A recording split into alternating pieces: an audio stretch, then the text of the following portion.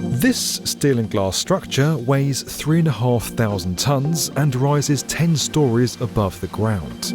It's the equivalent to a third of the Eiffel Tower, suspended 40 metres in the air. The fact that it doesn't collapse under its own weight is, quite frankly, an engineering miracle. And if all of that wasn't enough, pouring through the centre is the tallest indoor waterfall in the world. 37,000 litres of water come through this oculus every single minute. That's an entire Olympic pool every hour. Inside, there are more than 3,000 trees and 60,000 plants from all over the world. But perhaps the most amazing thing about all of this is that it isn't a greenhouse, or an oasis, or some futuristic Eden project. This is an airport. But since you're a fan of the B1M, you probably already knew that. This is Changi in Singapore, one of the most famous and beautiful airports on the planet. This structure alone, known as the Jewel, cost $1.3 billion, nearly as much as the world's tallest building. And we haven't even got to the runways yet. It's fulfilling a vision that dates all the way back to the 1960s, and the story of its construction defies ambition, cost, and gravity. This is how one of the world's greatest airports was built.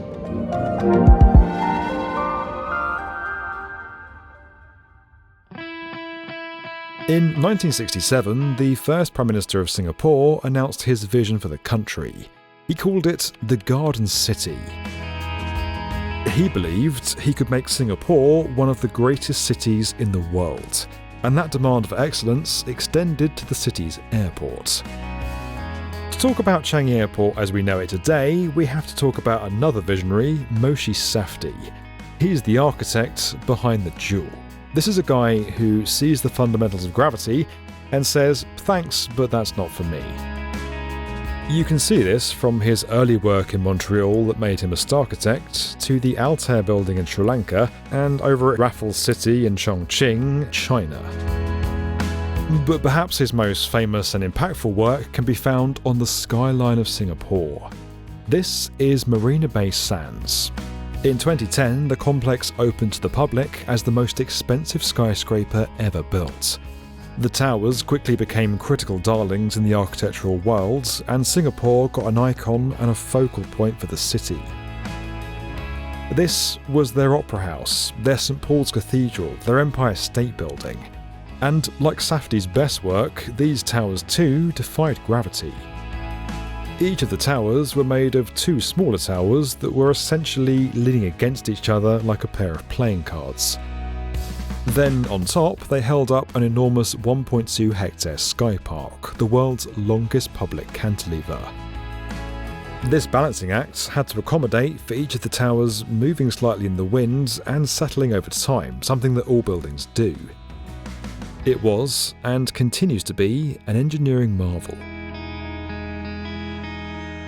Even if you're not running an international airport, managing any business is hard. It might feel like there's simply not enough hours in the day to keep track of all the moving parts. But when you're being pulled in different directions, today's video sponsor Odoo can help make things simple. Instead of juggling endless apps that all work in isolation, Odoo's all-in-one management software is quick and intuitive, which means you can manage all of your subscriptions within one simple platform. But if you're still not convinced, Odoo lets you use your first app for free for life, which is a lot cheaper than the price tag for the Jewel. Making a website with Odoo couldn't be any easier. It's just 4 simple steps. First, you define your goals, then you choose a color palette, add your pages and features, and then choose a theme. The drag and drop feature makes it super easy to add each element exactly where you want it, giving you complete freedom in designing your site. When you add a new section, Odoo even lets you pick a template that matches your needs perfectly. Each category block is customizable, so you can go as detailed as you like. And there you go. Faster than it takes to board a plane, you have a professional website ready to go. From there, it's easy to customize with options to tweak text, colors, and even highlight important sections that matter most to you. You also get access to a huge range of images through Unsplash, and you can style them with fixed or animated shapes. With ChatGPT built in, you get text generation whenever you need it, and if you're running a multilingual site, Odoo's AI can translate your text in seconds. And for the first year, Odoo will even give you a free custom domain. To try Odoo for free, click the link in the description and get started today. Now, let's get back to Changi Airport. In many ways, these buildings set up Singapore as a city that takes architectural risks, a city that's innovative and daring. Singapore now had a skyline that matched its status as a global city. The country's economy was growing too, and its airport needed to keep pace.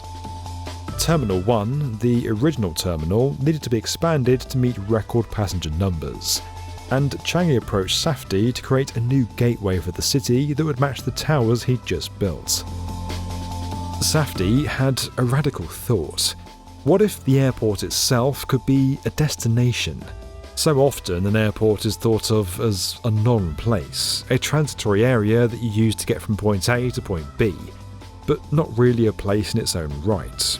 He wanted to combine two environments, an intense marketplace and a paradise garden. He wanted to create an oasis, a garden city. The officials at Changi loved this idea. At this point, the airport was welcoming more than 40 million annual passengers. But most of those were transit passengers, and only a third of them would actually leave the airport and go and visit the city. Changi wanted to encourage more people to choose Singapore, not only to transit through, but to stop and visit as well. And to do that, they needed a new attraction. And so Safdie's Jewel was born.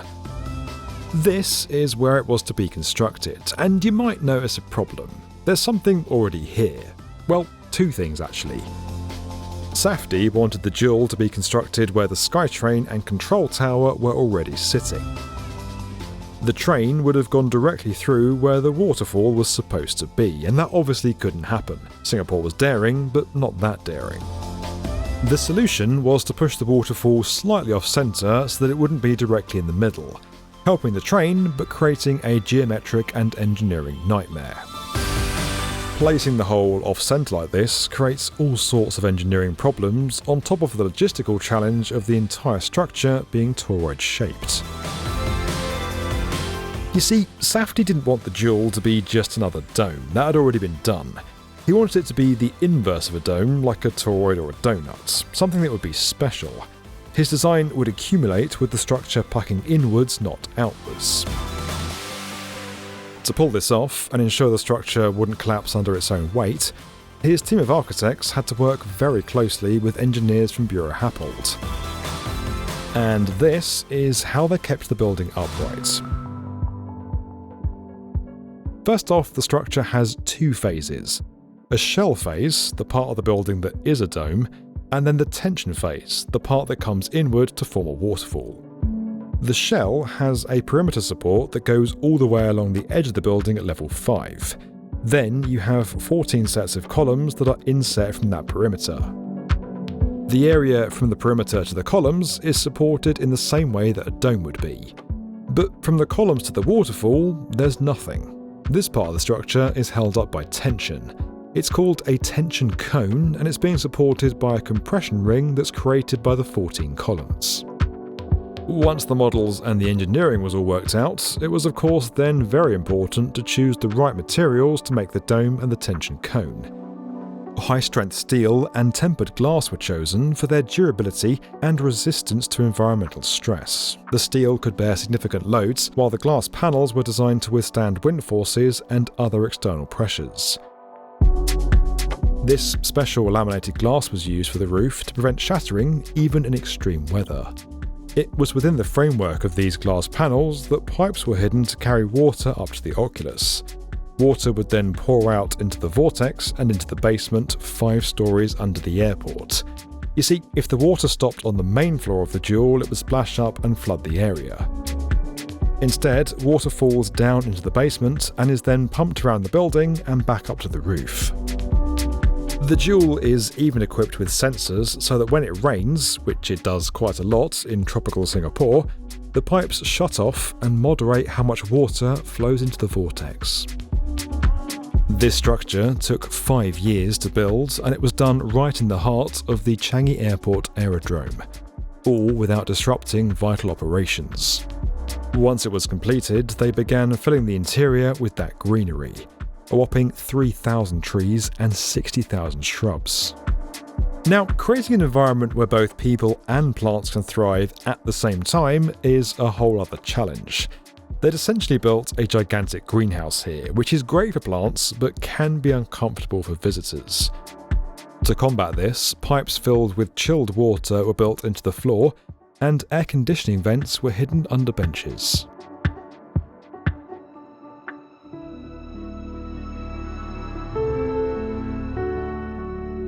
When the Jewel first opened in 2019, it was expected that the airport would see 40 to 50 million visitors in its first year, but it got more than 50 million in its first 6 months. This oasis cemented Changi Airport as a destination in its own right and fulfilled Lee Kuan Yew's vision of a garden city. Today, this airport is only expanding as it looks to the future. This is Changi right now, and this is where the new Terminal 5 will be. It'll add an incredible 1,080 hectares of reclaimed land and have space for an additional 50 million passengers each year. It'll be larger than all of the airport's previous terminals combined. It's a vast new project that'll cost $10 billion and begin construction in the second half of 2025. For Singapore, the sky really is the limit. This video was sponsored by Udo. You can learn more about that at the link below. Don't forget that we're raising awareness of construction's mental health crisis and supporting charities in this space through our Get Construction Talking initiative. There's a video series on our channel, and you can find support or donate over at getconstructiontalking.org.